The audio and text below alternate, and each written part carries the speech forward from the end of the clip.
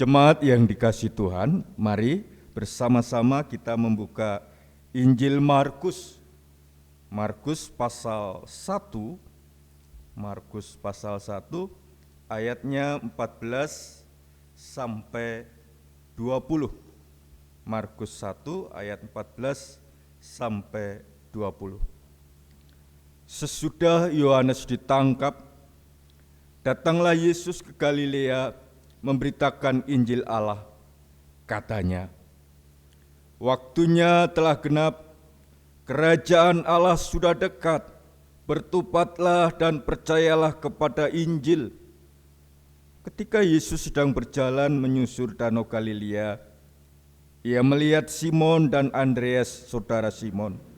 Mereka sedang menebarkan jala di danau, sebab mereka penjala ikan. Yesus berkata kepada mereka, "Mari, ikutlah aku, dan kamu akan kujadikan penjala manusia." Lalu mereka pun segera meninggalkan jalannya dan mengikut Dia. Dan setelah Yesus meneruskan perjalanan sedikit lagi, dilihatnya Yakobus, anak Zebedeus, dan Yohanes, saudaranya, sedang membereskan jala di dalam perahu. Yesus segera memanggil mereka dan mereka meninggalkan ayahnya Zebedeus di dalam perahu bersama orang-orang upahnya, lalu mengikut Dia. Demikianlah firman Tuhan. Yang berbahagia adalah mereka yang mendengarkan firman Tuhan dan yang memelihara dalam kehidupannya. Haleluya.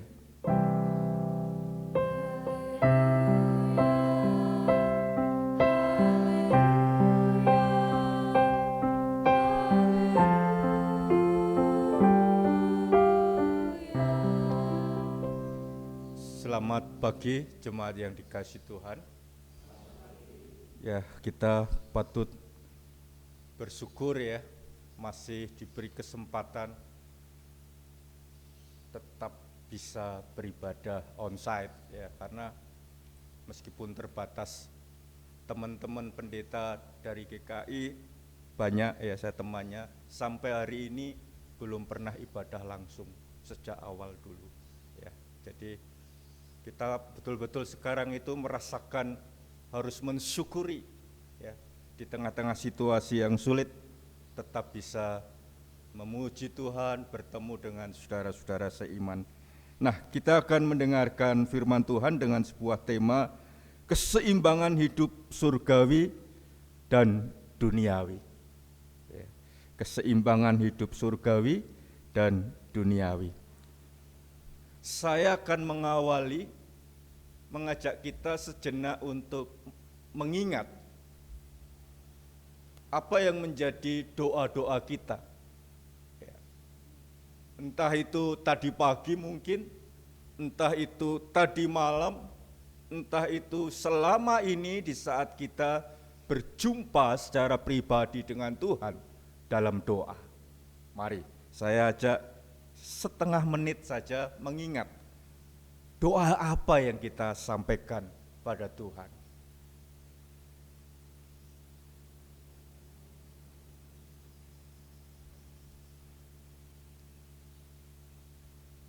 Sudah terekam semua Bapak Ibu? Kalau diurutkan, seandainya doa itu dari 1 sampai 10, biasanya doa itu cenderung isinya apa? Iya, semua permohonan. Itu tidak salah, sah.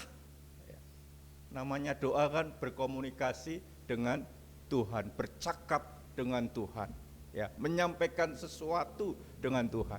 Tetapi pagi ini kita akan mencoba untuk berefleksi, melihat, mumpung masih diberi waktu kita untuk mengevaluasi doa-doa kita. Karena tema kita sangat menarik, keseimbangan hidup surgawi dan duniawi. Seakan-akan tema ini mengajak kita, ini loh, ada ruang apakah akan diisi ruang surgawi ataukah ruang duniawi ya, yang akan menjadi fokus hidup kita. Nah, indikasinya sebetulnya, saya tadi malam merenung, sebetulnya indikasi orang soleh itu banyak ya. Tapi salah satunya orang soleh itu kan, atau saleh, orang itu biasanya hidup doanya lebih dari yang lain. Nah, kita koreksi. Kalau doanya itu tadi seperti yang diucapkan, lebih banyak permohonan, biasanya permohonan untuk ya untukku, istriku, anakku, cucuku, keluargaku. Benar atau benar? Salah enggak? Enggak, saya katakan itu sah. Tetapi mari ya, kita akan mengajak ruang itu untuk kita evaluasi. Indikasi kita belum memikirkan kehidupan yang seimbang. Kita belum memiliki keseimbangan hidup, tidak usah jauh-jauh, doa-doa kita. Ya, kalau orang hidupnya penuh khawatir, ya pasti doanya ku semua. Ya. Nah, mari saya akan mengajak belajar dari apa yang terjadi tatkala Yesus setelah mendengar Yohanes mati. Waktu itu menurut narasi Markus mati karena dipenggal oleh Herodes kepalanya, ya, tentu suruhan orang. Tetapi berita pertobatan itu tetap diberitakan. Ya. Yesus melanjutkan apa yang menjadi seruan Yohanes Pembaptis waktu itu, hidup untuk bertobat. Dan diawali saat kita membaca Markus, sesudah Yohanes ditangkap, datanglah Yesus Galilea memberitakan Injil Allah. Jadi Yesus memberitakan untuk bertobat dan menekankan di sana, percayalah kepada Injil, bahkan berkata dan berbicara tentang kerajaan Allah. Tetapi bukan itu yang menjadi fokus saya. Ada yang menarik, yaitu tatkala Yesus memilih orang-orang yang akan menjadi partnernya, orang-orang yang akan menjadi muridnya tatkala ia memberitakan Injil dan kerajaan Allah. Apa yang terjadi? Ayat 16, kalau kita lihat ayat 16, Bapak Ibu dan saudara yang dikasih Tuhan, sampai 20, sebetulnya menjadi catatan khusus ya, secara detail menceritakan peristiwa bagaimana satu persatu orang-orang yang dipanggil, yang diajak Yesus itu merespon. Lalu apa yang menarik? Nah, di sini kita akan masuk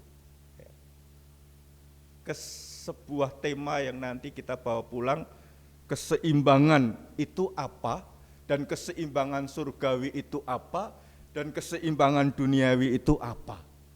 Sehingga kita pulang ini ada perubahan. Ya.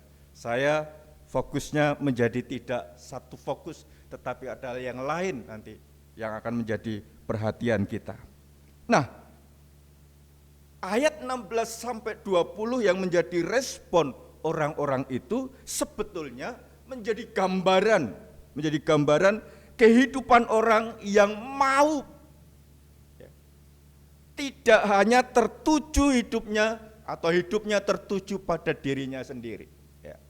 Bukan masalah ia menjadi murid Yesus, tetapi tatkala dia memilih, ya saya mau ikut, ya saya mau bersama Yesus. Artinya apa? Orang-orang ini pada akhirnya menemukan sebuah titik awal.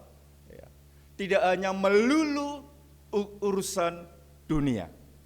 Kita tahu yang dipanggil ini, yang diajak ini semuanya nelayan.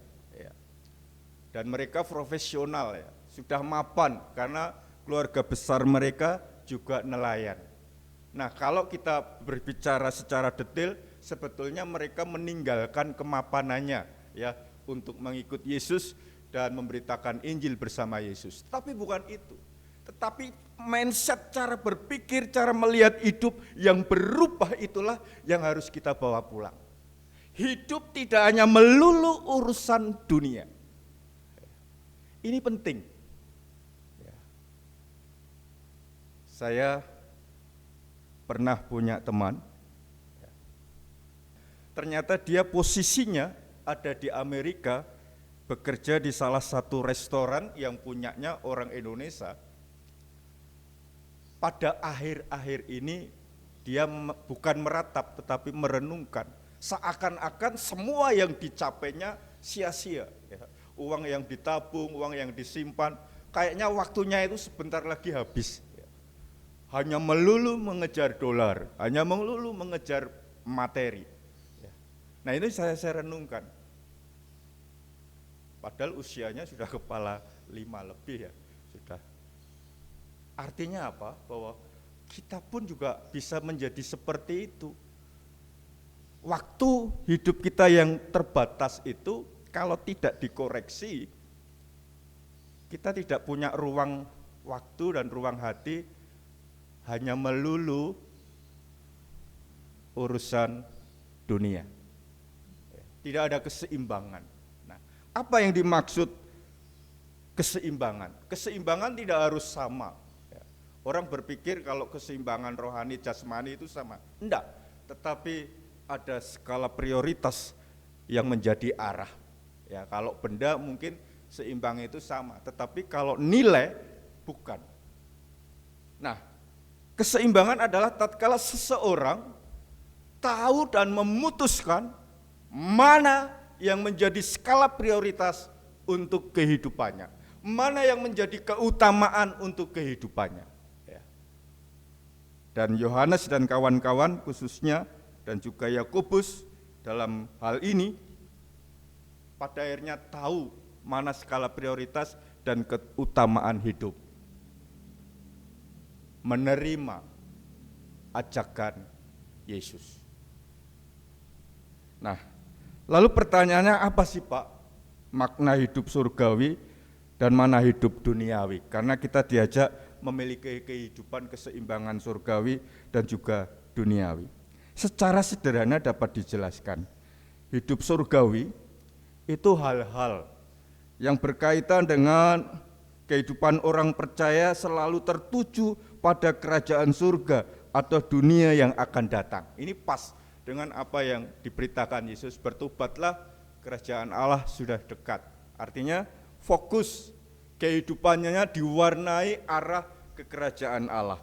Kemudian hidup duniawi, hal-hal yang mengarahkan orang percaya selalu, kata selalu, tertuju kepada keindahan dan tawaran dunia. Kita tidak bisa hanya fokus salah satu, tetapi kita bisa mengutamakan salah satu. Itu keseimbangan.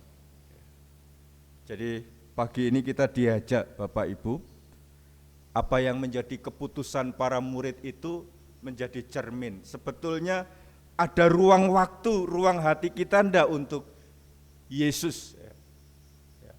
Atau lebih banyak dikuasai kepentingan-kepentingan diri kita. Sampai doanya aja dari 10-9 semua permohonan untuk diri kita.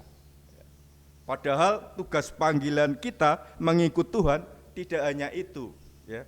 Ikut bersama-sama memberitakan Injil Kerajaan Allah. Artinya ikut bersama-sama menghadirkan suasana Kerajaan Allah itu dalam dunia. Shalom. Nah itu yang seringkali kita lupakan.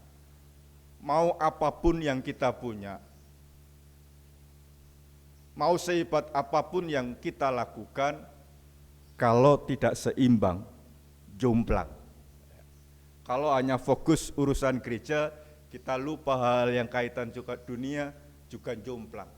Maka saya setuju dengan ungkapan, saleh itu harus dua. Saleh secara pribadi dan saleh secara sosial, itu baru imbang. Dan kita sering terjebak membangun kesalehan hanya berhenti secara pribadi. Tugas panggilan kita juga kesalehan secara sosial. Mari kita bertanya, apakah kehidupan kita sudah seimbang? Atau selama ini kita hanya berpusat pada diri kita sendiri, tanpa melakukan apa-apa. Dan saat ini, suasana hidup membutuhkan indikasi bahwa kita itu seimbang dalam mengikut Tuhan. Tidak hanya meminta berkat-Nya, tetapi apakah kita juga menjadi saluran berkat-Nya dalam kehidupan kebersamaan kita. Apapun bentuk berkat itu. Selamat merenungkan dan milikilah keseimbangan hidup antara surgawi dan dunia. Dan berfokuslah pada apa yang menjadi firman-Nya. Tuhan memberkati. Amin. Saat hening bagi kita.